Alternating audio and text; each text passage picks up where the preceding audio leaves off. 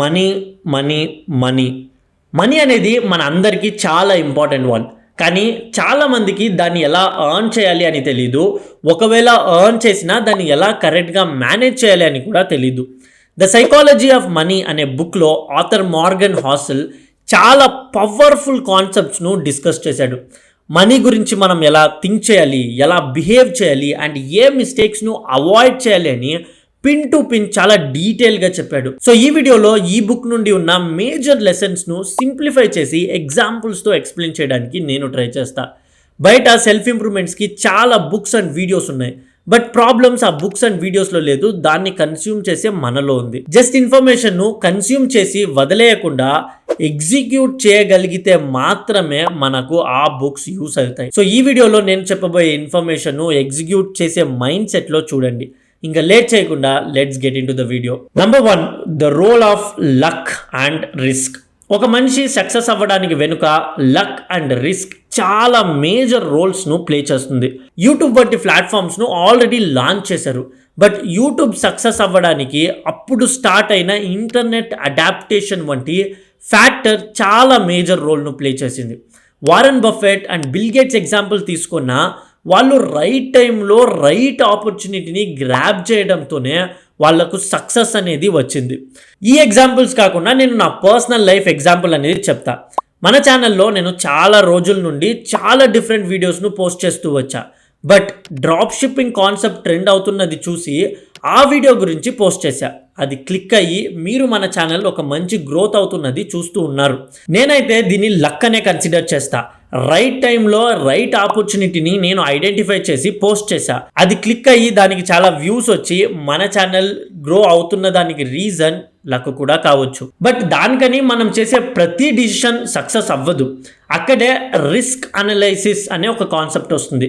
ఒక విషయం success or failure కావడానికి లక్ ఎంత మేజర్ రోల్ను ప్లే చేస్తుందో రిస్క్ అనలైసిస్ కూడా అదే రోల్ను ప్లే చేస్తుంది. లక్ అనేది మన కంట్రోల్లో ఉండదు, బట్ రిస్క్ను అనలైజ్ చేయడం మాత్రం మన కంట్రోల్లోనే ఉంటుంది. సో ఒక స్మాల్ డిసిషన్ కానీ లేక బిగ్ డిసిషన్ కానీ మీరు అందులో అమౌంట్ ఇన్వెస్ట్ చేయండి లేక టైంను ఇన్వెస్ట్ చేయండి. దాంట్లో వచ్చే రిటర్న్ ఎంత, దాంట్లో ఉన్న రిస్క్ ఏంటి అని అనలైజ్ చేసే ఆ డిసిషన్ను తీసుకునే మైండ్ సెట్ను అడాప్ట్ చేసుకోండి. Number 2, compounding, the 8th wonder of world. Compounding పవర్ని ఎప్పుడు అండర్ ఎస్టిమేట్ మాత్రం చేయకండి. ఇక్కడ నేను 2 ఎగ్జాంపుల్స్ ఇస్తా. ఒకటి ప్రొఫెషనల్ అండ్ ఇంకొకటి again personal. First example money. Warren Buffett వెల్త్కి మెయిన్ రీజన్ తను ఇన్వెస్ట్ చేస్తూ వచ్చిన ఇనీషియల్ ఇన్వెస్ట్మెంట్సే అని మనకు తెలుసు. మనం దాన్ని ప్రాక్టికల్గా ఎగ్జిక్యూట్ చేసి చెప్పాలి అంటే మనం ఇప్పుడు 5,000 per month అనే ఇన్వెస్ట్మెంట్తో స్టార్ట్ చేసి 10% per annum రిటర్న్స్ను ఎక్స్పెక్ట్ చేస్తే ఎండ్ ఆఫ్ 20 yearsకి అది 50 lakhs దగ్గర వచ్చింటుంది.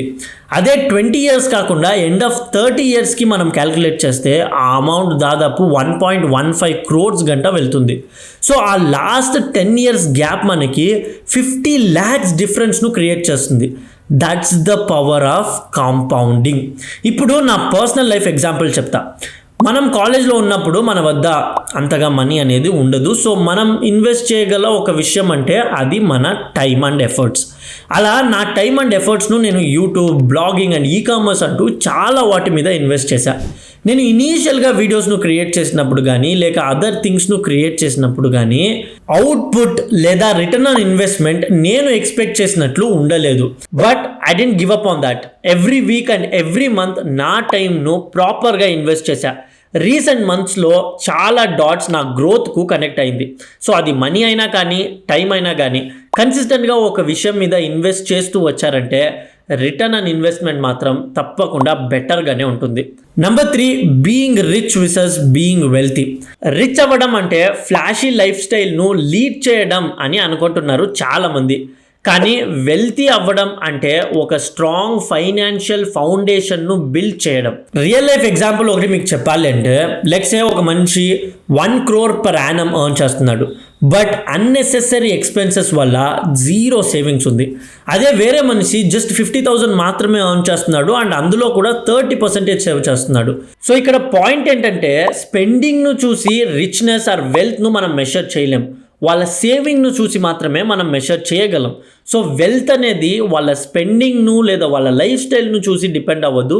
వాళ్ళు ఎంత సేవ్ చేస్తున్నారు, వాళ్ళకి ఎంత సేవింగ్స్లో ఉంది అనే దాని మీదే డిపెండ్ అవుతుంది. Number 4, spending money for happiness. Money హ్యాపీనెస్ను కొనడంలో ఇంపార్టెంట్ రోల్ను ప్లే చేస్తుంది, కానీ అది ఎలా స్పెండ్ చేస్తున్నాం అనేది ఇక్కడ ఇంపార్టెంట్ విషయం. ఇది చాలా controversial topic. Happiness is individual choice and దీనికి డెఫినేషన్ లేదు. ఇండియాలో ఉండడం వల్ల మనం మన ఫ్యామిలీ స్టేటస్ కోసం మనీను స్పెండ్ చేయాల్సి ఉంటుంది. కొన్నిసార్లు మనం ఎక్స్పీరియన్స్ కోసం మనీను స్పెండ్ చేయాల్సి ఉంటుంది. బట్ రేర్లీ మాత్రమే ఒక విషయం మీద మన ఎర్నింగ్స్ను ఇన్వెస్ట్ చేసి అందులో నుండి వచ్చిన ప్రాఫిట్స్ను ఇలా స్పెండ్ చేయడానికి థింక్ చేస్తాం.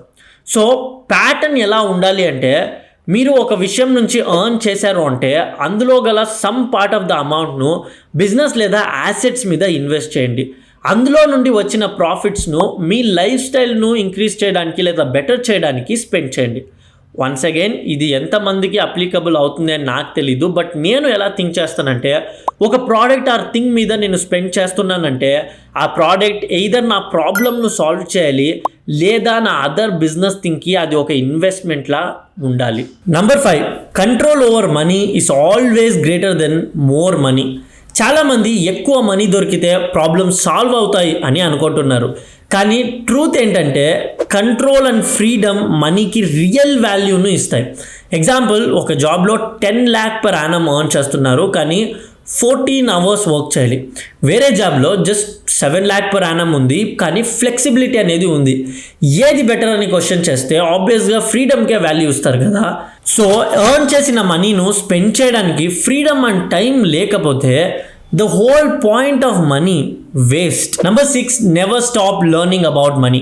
మనీ గురించి మనం రోజు ఏదో ఒక విషయాన్ని కొత్తగా నేర్చుకోవడానికి ట్రై చేస్తూ ఉండాలి. టెక్నాలజీ చేంజ్ అవుతూ ఉంది, మార్కెట్స్ చేంజ్ అవుతూనే ఉన్నాయి. సో మనీ మేకింగ్ కూడా రోజు రోజుకు చేంజ్ అవుతూనే ఉంటుంది. బయట మనీ గురించి చాలా ఇన్ఫర్మేషన్ ఉంది. కరెక్ట్ ఇన్ఫర్మేషన్ను ఫిల్టర్ చేసి కంప్లీట్గా ఆ ఇన్ఫర్మేషన్ను నేర్చుకోవడానికి ట్రై చేయండి. So that's it guys. ఈ బుక్లో ఒక మెయిన్ థీమ్ ఏంటంటే, మనీని మనం ఎలా ట్రీట్ చేస్తాం అనేది చాలా పర్సనల్.